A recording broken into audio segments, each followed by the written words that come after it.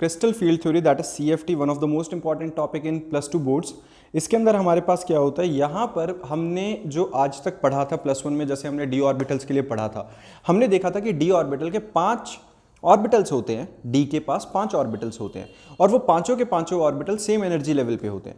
अब यहाँ क्या होता है, बेसिकली जिस टाइम पे हमारे पास जो लिगेंड्स होते हैं, लिगेंड्स होंगे, उनकी स्ट्रॉन्ग फील्ड भी होगी, वीक फील्ड भी होगी, लेकिन उस फील्ड में आकर, उस फील्ड के इन्फ्लुएंस में आकर जो हमारे D generated D orbitals, that is D generated D orbitals कौन से हैं हमारे पास, जो यहां पर हमारे पास पांचों के पांचों ऑर्बिटल्स हैं, that is dxy, dyz, dxz, dx square minus Y square और dz स्क्वायर। ये हमारे पांचों डी ऑर्बिटल थे और इनका एनर्जी लेवल हम कंसीडर करते हैं कि सेम होते हैं। In case of free metals, all these 5 d orbitals have the same energy and are called degenerated orbitals. अब होता क्या है, जिस टाइम पे एक्सटर्नल फील्ड आती है लिगेंड की, under the influence of that external field the energies of 5d orbital split up.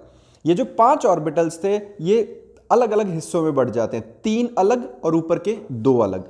इन 3 और 2 के कॉम्बिनेशन का नाम हमने रखा है, 2 वालों का नाम होता है Eg और 3 वालों का नाम होता है T2G।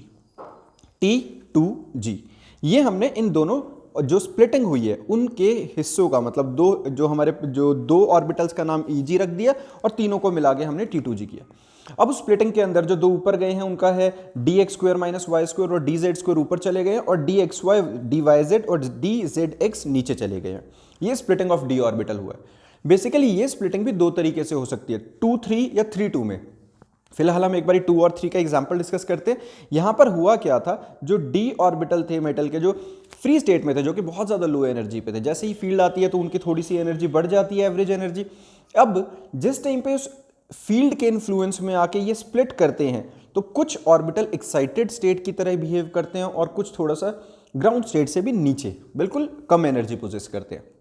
अब वो जो कम एनर्जी वाले और जो ज्यादा एनर्जी वाले के बीच में एनर्जी गैप क्रिएट हो गया है, उसे हम कहते हैं क्रिस्टल फील्ड स्प्लिटिंग एनर्जी।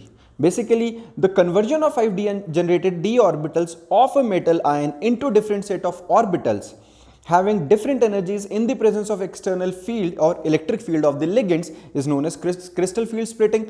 अगर सरल भाषा में कहें तो सिंपल एक्सटर्नल लिगेंड की, मतलब बेसिकली जो लिगेंड्स की एक्सटर्नल इलेक्ट्रिक फील्ड है उसके इन्फ्लुएंस में जो 5 डी ऑर्बिटल्स हैं उनका 2 अलग अलग हिस्सों में टूट जाना, 2 अलग अलग 2 और 3 के पेयर्स में बिखर जाना अलग एनर्जी लेवल्स के साथ, उसको हम कहते हैं क्रिस्टल फील्ड स्प्लिटिंग। अब जो क्रिस्टल फील्ड स्प्लिटिंग है, the energy difference between the 2 set, सबसे ऊपर वाला जो 2 वाले थे और 3 वाले थे, उनके बीच का जो एनर्जी डिफरेंस था उसको हम कहते हैं crystal field splitting energy. Clear है? अब यहां पे जो वीक फील्ड लिगेंड्स आएंगे वो हमेशा लो स्प्लिटिंग करा पाएंगे, जाहिर सी बात है, हाई स्पिन कॉम्प्लेक्स बनाते हैं। और स्ट्रॉन्ग फील्ड लिगेंड्स होते हैं वो हाई स्प्लिटिंग एनर्जी बनाते हैं हमेशा। स्ट्रॉन्ग फील्ड आएगी तो एनर्जी डिफरेंस ज्यादा होगा, वीक फील्ड आएगा तो एनर्जी डिफरेंस 2 और 3 वाले में, T2G और Eg वाले में कम रहेगा। अब हमें कैसे पता चलेगा कौन सा स्ट्रॉन्ग है कौन सा वीक? हम अपने आप जज नहीं कर सकते, हमें ये स्पेक्ट्रोकेमिकल सीरीज के हिसाब से याद रखना होता है। जैसा कि हमें यहां दिख रहा है, ये लो फील्ड से लेकर स्ट्रॉन्ग फील्ड तक हमारे पास लिखे गए हैं, ठीक है। इन्हें हमें एज इट इज लर्न करना पड़ेगा। अब इसी के अंदर एक और तरीका होता है जिसके अंदर जो अभी हमने 2 और 3 की स्प्लिटिंग करी थी, बेसिकली उसको ऑक्टाहेड्रल स्प्लिटिंग कहते हैं।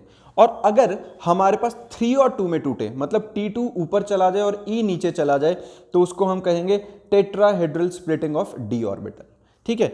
यहां पे क्रिस्टल फील्ड स्टेबलाइजेशन एनर्जी एक होती है जिसको हम कहते हैं CFSE, that is crystal field stabilization energy. इसका फॉर्मूला होता है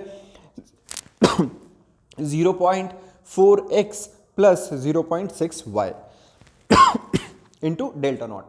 जो डेल्टा नॉट है वो है हमारा CFSE in octahedral complex, x होता है number of electrons in T2G orbitals और y होता है number of unpaired electrons in Eg orbitals. अब कहानी आती है भाई, ये क्रिस्टल फील्ड थ्योरी देखिए पूरे तरीके से, अगर जो 3 नंबर के क्वेश्चन में आता है तो स्ट्रेट अवे हमें ये पूरा एक्सप्लेन करना होता है जो स्प्लिटिंग वाला है। लेकिन साथ में हमारे पास कई बार आता है जहां पर हमें इलेक्ट्रॉनिक कॉन्फ़िगरेशन पूछी जाती है। तो इलेक्ट्रॉनिक कॉन्फ़िगरेशन जैसे FeCN6 में और FeH2O6 की मैं बात करूं तो जो Cn है वो बहुत ज्यादा स्ट्रॉन्ग फील्ड लिगेंड है, तो इनकी जो स्प्लिटिंग कराएगा वो कंपैरेटिवली बहुत ज्यादा करवा देगा, जिसकी वजह से इसके बीच में लार्ज वैल्यू आ जाएगी। लार्ज एनर्जी गैप आएगा। अब लार्ज एनर्जी गैप के अकॉर्डिंगली हमें पता है कि उसके अंदर हमेशा वो प्रिंसिपल ने क्या सिखाया था कि लोअर एनर्जी वालों को पहले फिल किया जाएगा।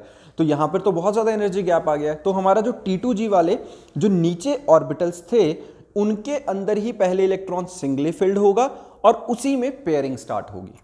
क्या है, पहले उसी में सिंगली फिल्ड होंगे और उसी में फिर पेयरिंग होगी। मतलब अगर हमारे पास 5 इलेक्ट्रॉन्स हैं तो 5 के 5 इन 3 ही ऑर्बिटल्स में फिल हो जाएंगे और ऊपर वाला वेकेंट रहेगा। ऊपर वाले में सिर्फ तब जाएंगे जब नीचे वाला पूरे तरीके से तीनों ऑर्बिटल फुली फिल्ड हो चुके होंगे।